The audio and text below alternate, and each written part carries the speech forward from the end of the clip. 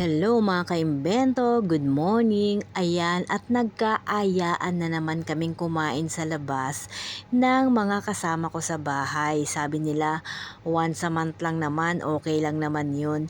Okay lang naman talaga na mag-relax. Kasi nga naman, ang tagal natin, isang linggo. Halos wala tayong pahinga, katatrabaho. Parang ito na yung pinaka-relax natin ba? Magsama-sama, kumain sa labas. Muntik pa ngang hindi matuloy yan dahil magkakaiba kami ng oras ng uwi. Pero sa huli, nagkasalubong din, diba? Nagkasalubong din yung time. Kasi mga kaimbento, totoo nga naman kasi pag pinaplano talagang hindi natutuloy, diba? Hindi ko alam kung bakit.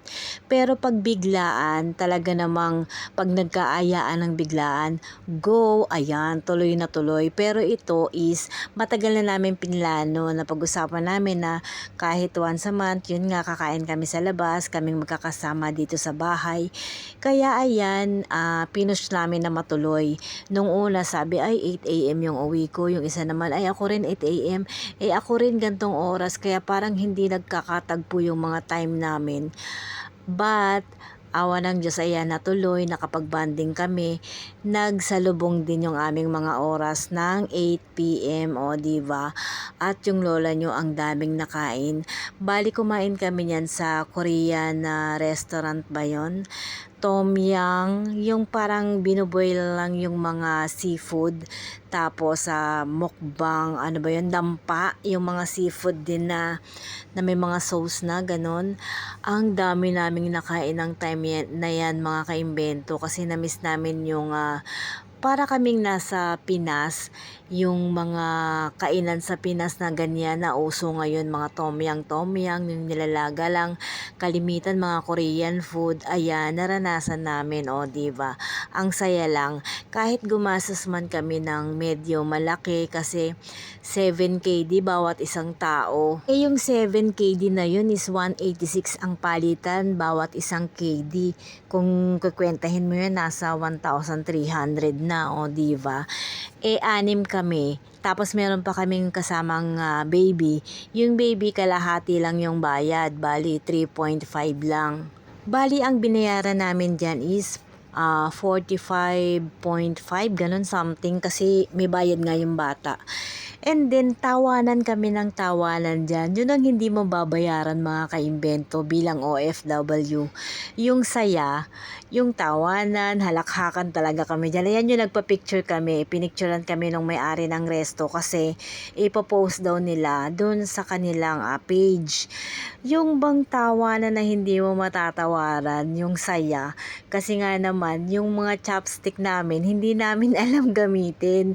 Nagpa-practice kami mag-chopstick. Practice ba, pa-social lang, ganun. Yung ibang kasama ko talagang wala silang idea sa pagcha-chopstick, pero yung iba namang kasama namin is may idea na talaga sila, marunong lang sila ng kaunti.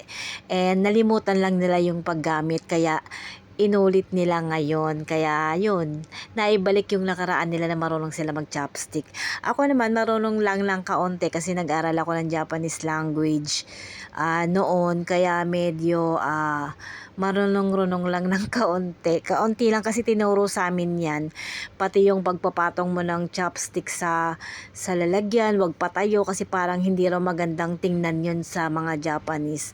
Pag yung chopstick, itinayo mo na lang kung saan nakatayo siya, paglalagay ganun. Kailangan nakahiga daw.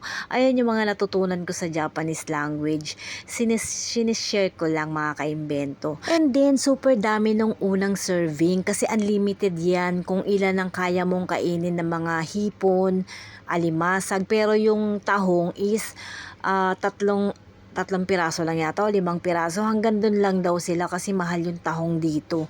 Hindi kaya kagaya sa Pilipinas na bargain yung tahong, tumpok-tumpok mabibili mo dito. Hindi, super mahal talaga niya, kaya parang 5 piraso lang pero malalaki naman siya. Ngayon yung unang serving naubos agad namin. Yung pangalawang serving is ang dami. Talaga namang parang hindi namin kayang ubusin. Dito pala sa unlimited, pag may natira ka is babayaran mo. Oo, 'di ba? Kaya kailangan maubos naming lahat. Ngayon, umorder pa kami ng ano, ng kanin, gano'n. Tapos umorder pa kami ng mga shrimp. Dinamihan yung pangalawang order. Kaya naman pinilit namin siyang ubusin kahit talaga namang hindi na maisiksik sa aming tiyan. Kaya naman buti na lang may dala akong maintenance. Kaya naman uminom agad kami. Nag-aladar na, uminom ka agad ng losartan. Kasi delikado baka mamaya ma-high blood kami, puro hipon 'to, minsan lang naman. Kaya naman pinilit talaga namin siyang ubusin. Meron pa yang fish cake, ayan 'no, kung nakikita niyo dun sa tom yum yata tawag nila dun. Meron pa siyang fish cake, tapos may mais, merong mga, gulay, ganun. Wala lang mushroom kasi naghahanap kami ng mushroom. Kasi 'di ba sa tom yum may mushroom, yung mahahaba na maninipis, yung parang puno, ganun. Wala. Favorite ko pa naman yun. Pero okay lang kasi ang sarap ng sabaw nung tom yum, ang sarap ng soup niya. Talaga bang pag hinigop mo ipapawisan ka talaga. Kaya lahat kami dyan is pawis na pawis. At mapaso-paso ang lola nyo dahil ang init ng sabaw, o diva. Hindi pa pala ako nakakabati.